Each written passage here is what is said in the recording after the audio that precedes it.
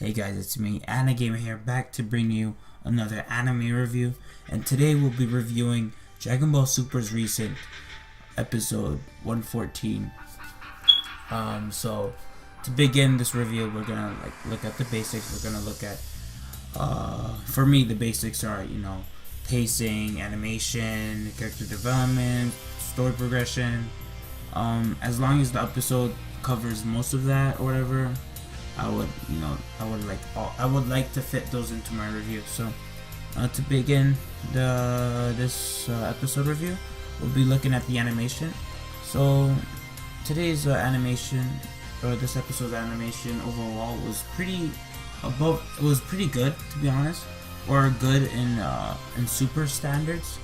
For the majority of the series is known for its the series is known for bad animation, but for this episode, it's like they took a step in a different direction in terms of their art, and just like the way they took some shots, some scenes looked really different. And just the lines, it looked very clean compared to recent episodes or earlier episodes where it looks sloppy, ugly.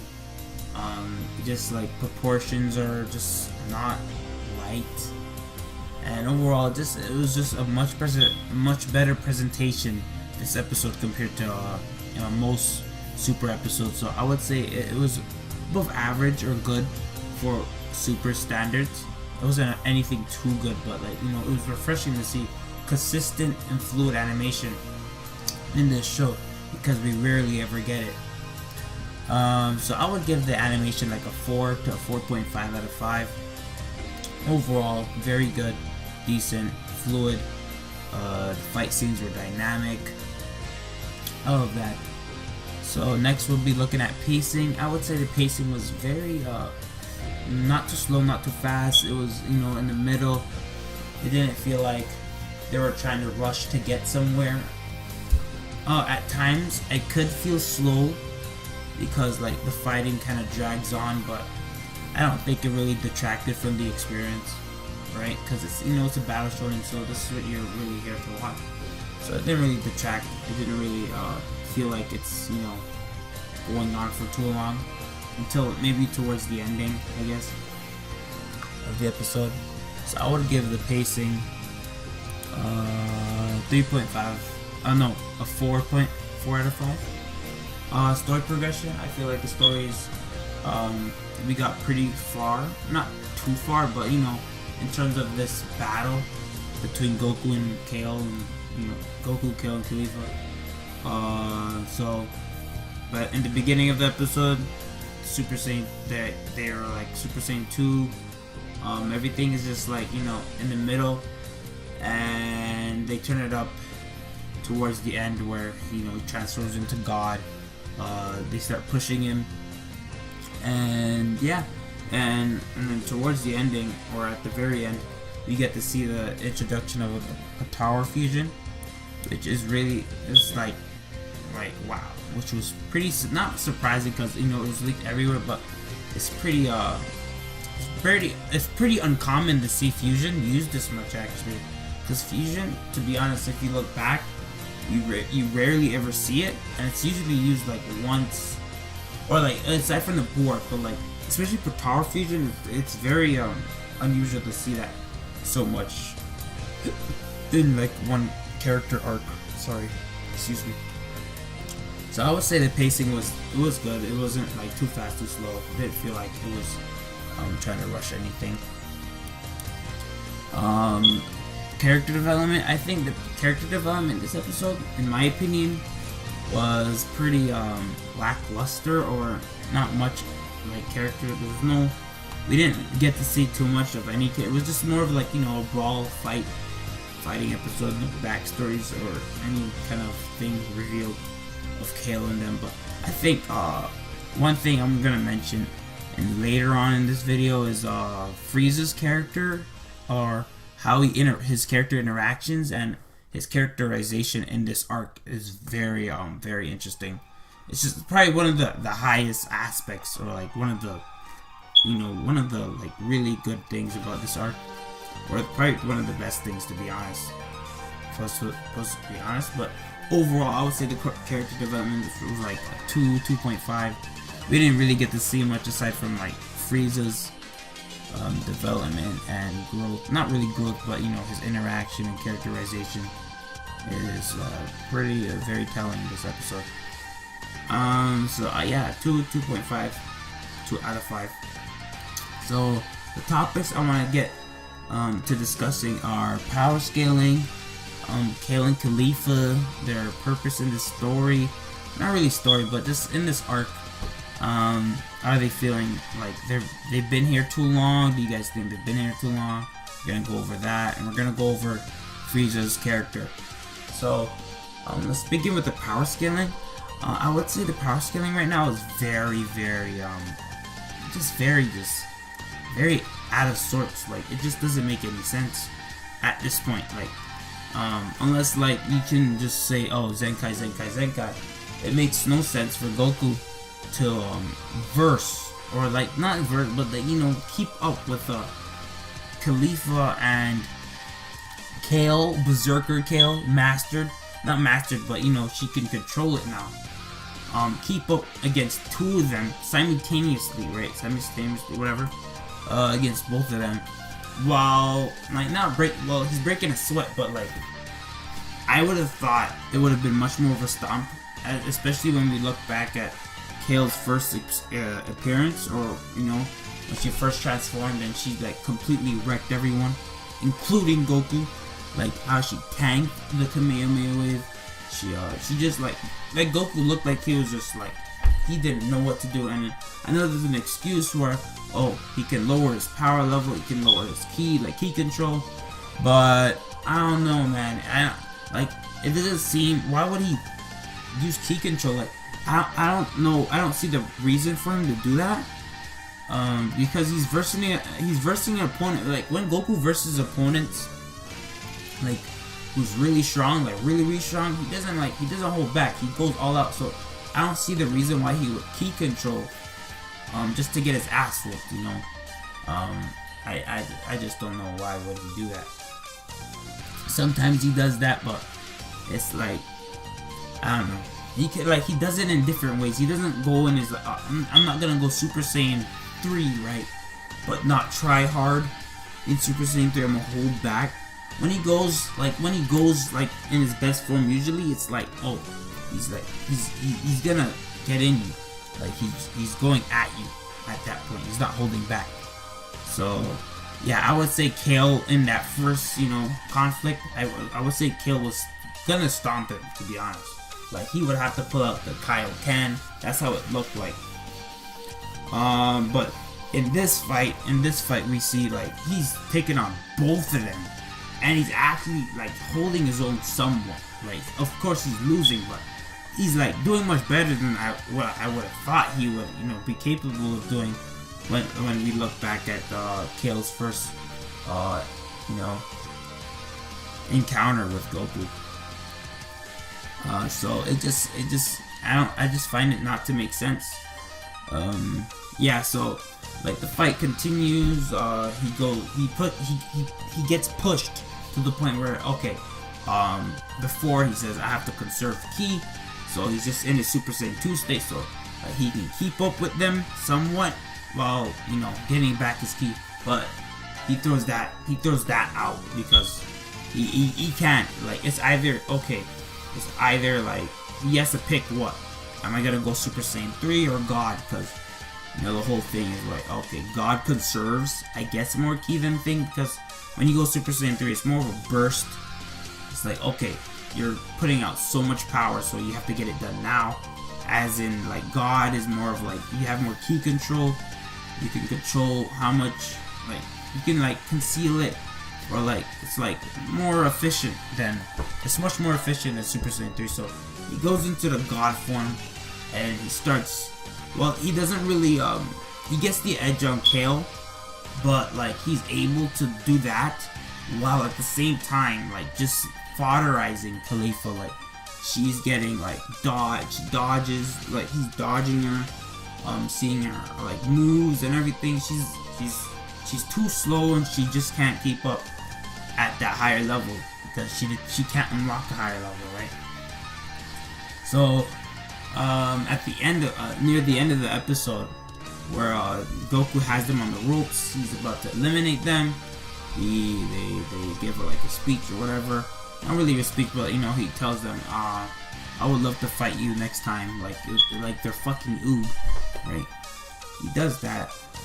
So then he charges with the Kamehameha.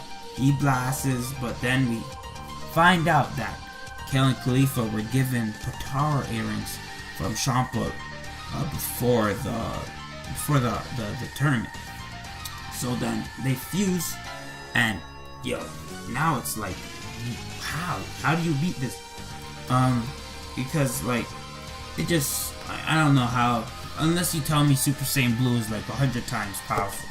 It's just like, what do you, I don't know, it feels like the writers forgot, like, the forms had multipliers sometimes, because it just, like, if you knew, why would you even, like, this wouldn't, this doesn't make sense. This doesn't make sense. Like, why would you put this fight, why would you do this fight if you knew that, like, you know, the multipliers and stuff? Like, anyone, I think anyone with like any of us, like people who know this stuff, wouldn't put this fight together if we had the chance, right? Because it just wouldn't make sense. Like, or at least we'll make Goku fuse with Vegeta to really blow them out, because at that point they can't fuck with it. You just can't beat them, right? So he's gonna go in the next episode where it's seen like, oh, he's going blue and he has to go Kyle 10. I guess that kind of closes the gap a bit, but it looks, and in the preview she's transforming, so like, it's like, wow, like she can already speed blitz, not speed blitz, but like she can already speed blitz Goku in terms of like, just, you know, full speed. Like, she just, boom, he didn't even see her, like she was just gone. So she can already do that, and you're telling me in the next episode where she has that stupid berserker form in a fused state, not just you know, normal. It's just like, how do you even get over that? And that's just a huge hump. If he beats that, right, it's gonna be like what? Like, that is nasty. That is really, you would have to think about that one for a while. So yeah, so overall I didn't like the power scaling. It's just like, if Super's never been good at it, but like, you know, you always wish it could have got better, right? So we move on from that, and I wanted to also bring this topic up. Laughingstock Media brought it up the other day, or maybe a couple days ago, on his video on if you know, Kale and Caulifa, his thoughts on them. And I wanted to ask you guys, what do you guys think about these characters, and do you find them to be a nuisance? Because I remember, like, way back then, when before Super, when GT was the newest thing we had, right, there was a lot of complaints about Pan as a character, how she became annoying, no one wanted to see her, she had too much, like, you know, it's just like that kind of stuff. And I don't see that. I don't see anyone saying that towards Kale and Caulifa. They're probably worse as characters. They have, well, not pretty worse, but like, you know, this is the same. They're just bland, one-dimensional. Kale is just like, she just follows Caulifa. And even when, like, oh, so like the best development they get, oh, Kale follows her, right? But at the end of the episode, she's developed to the point where she can make her own decisions, and she doesn't follow, she you know, goes with her. It's kind of like, okay, that's really all the development she got. It's just like, and it's uncalled for. Like, okay, like in most anime, when you see, like, you know, oh, a friend being hurt or whatever, it's in like dire situations, like, oh, the characters almost died, or something traumatic happened to them, and as a close friend they go, oh my god, or whatever. And shonen usually get, you know, your transformations, your power-ups, in this, it's like, oh, she scratches her knee. Berserker. It's like, it's kind of like it's pretty nonsensical. Like it's very comical. It's just, I can't take that serious, and it's just becoming a kind of like a roadblock or like a nuisance in the story right now, because when we would love to see like Vegeta versus Topo, Frieza, more Frieza, because how you gonna introduce this guy back into the freaking thing and we barely even get to see him do anything, right? And he's just much interesting. I'm gonna get into him after, but like there's like so much more interesting stuff to see. And I think and also I wanted to bring this up too. What do you guys think of the possibility, not the possibility, but like what you guys see? Like, okay, you know, I find Master Roshi and Tien to just be so useless in this arc. Not useless, but in terms of like opportunities wasted. Like Goten and Trunks, I feel like should have been in this arc, but they weren't for no apparent reason. The reason wasn't. I hated that reason they give. Oh, they're too young or whatever. When they were fighting Boo, they weren't too young. So I don't. Why would they be too young now? It just makes no sense, right? That is like too young doesn't apply to these people anymore. When Gohan was gonna fight Cell, yeah, he was too young, but he went out anyways because you know why? Earth was in danger. His loved ones was in danger. He had to go in anyways. So they give them that excuse, and then we never get to see Goten and Trunks. But what I'm trying to bring up here now is like, if you guys notice, Kale and Caulifa are basically Goten and Trunks in terms of like, if you just look at their character, if you look at how they grow, how they obtain the Super Saiyan, and they're like, you know, they're supposed to be like the prodigy, like, oh, no, in Goten and Trunks, they're the sons of superpowers, or like superpowered Saiyans at that point, or like Goku at that point was like Super Saiyan, and Vegeta was almost there when Trunks was conceived. So yeah, I would say I was gonna bring this up to like, well, how would you guys see this arc if Goten and Trunks were in it? I feel like that would have been a much better like idea to have Kale and Caulifa versus Goten and Trunks. We could have had like a Potara versus Fusion Dance. Could have so much, like, you know, a lot of potential there that just, I guess they didn't see, or they didn't want to bother with Goten and Trunks. And next I'm gonna cover Frieza's characterization. So in this episode we get to see there's some comical moments. We got to see like this is basically a Power Ranger. It's like if you thought Saiyan Man was bad, you haven't seen the freaking policeman justice in a random universe. Like no one cares, right? And it was so funny, man. This guy's power was like, oh, I'm gonna run really fast, but then he relies on you to follow him, and then Frieza was like, well, I'll just ignore that. I found that I don't know. When you see Frieza like this, compared way back then, like, you know, in the Namek Saga, it's pretty hilarious to see this, because, you know, it's very unusual, and it's very interesting. It's very, like, you get to see more into his character aside from, you know, I'm a galaxy, I'm gonna just blow up your shit, I run this shit, I'm evil, tyrannical, you know. It's very interesting to see this. His interactions with Goku are always funny, and him just like the Saiyans, or how he like relishes the fact that he gets to see the two Saiyans go at each other, and he enjoys watching that because I want to see them suffer and destroy each other. He finds pleasure in that. And the characterization thing I was gonna bring up is that, do you guys see Frieza as a character? He's like, I don't think his morals are gonna change, but like, do you think he gets softer after this arc? I think he's still planning something.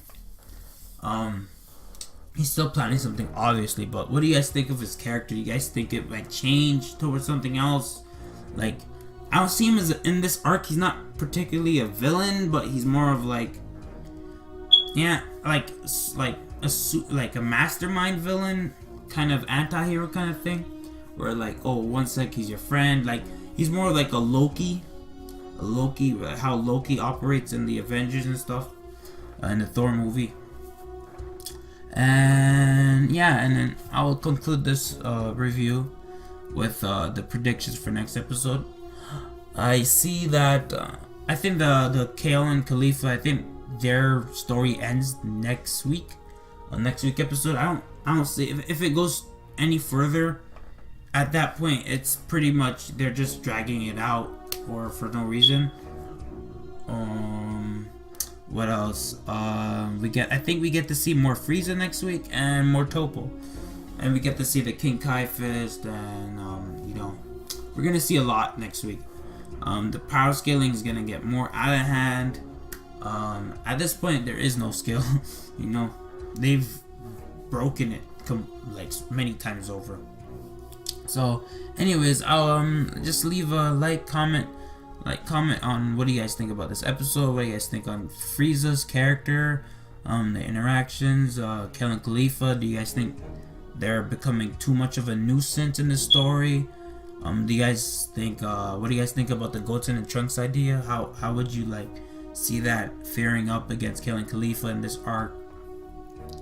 And yeah, that's about it. So until next time, guys. Anna Gamer.